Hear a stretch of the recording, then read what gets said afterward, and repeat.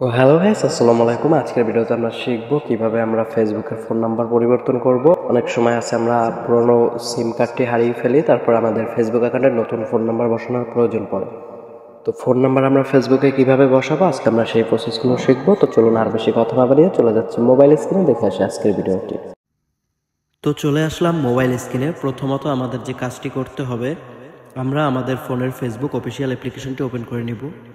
তারপর সিম্পলি আমরা কর্নারের 3 ডট মেনুতে একটা ক্লিক করে দিব।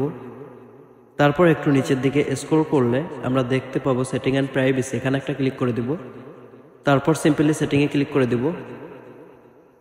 তারপর আমাদের কাছে এরকম একটা ইন্টারফেস শো করবে। এখান থেকে আমরা অ্যাকাউন্ট সেন্টার এখানে ক্লিক করে দিব। তারপর আমরা পার্সোনাল ডিটেইল অপশনটিতে একটা ক্লিক করে দিব।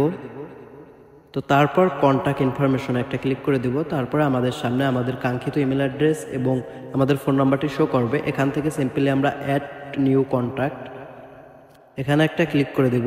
তারপর এখানে আমাদের add mobile number, add email address দুটো অপশন শো করবে। এখান থেকে সিম্পলি আমরা অ্যাড মোবাইল নাম্বারে ক্লিক করে দেব।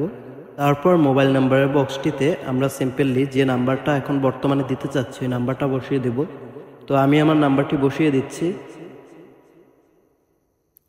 তারপর সিম্পলি এখান থেকে দুইটা অপশন আমরা সিলেক্ট করে দেবো, ইনস্টাগ্রাম ফেসবুক দুইটা অপশন সিলেক্ট করে আমরা সিম্পলি এখান থেকে আমরা নেক্সট অপশনটিতে একটা ক্লিক করে দেবো। তারপর আমরা যে নাম্বারটি বসাবো ওই নাম্বারটিতে একটা ভেরিফিকেশন কোড যাবে, আমরা ভেরিফিকেশন কোডটি দিয়ে সাবমিট করে নেব।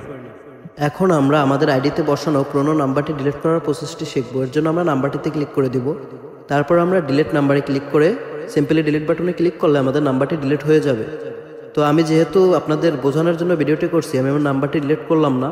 তো এরকম নিত্য নতুন ভিডিও পেতে আজই আমার চ্যানেলটিকে লাইক দিয়ে সাবস্ক্রাইব করে পাশেই থাকুন। ধন্যবাদ।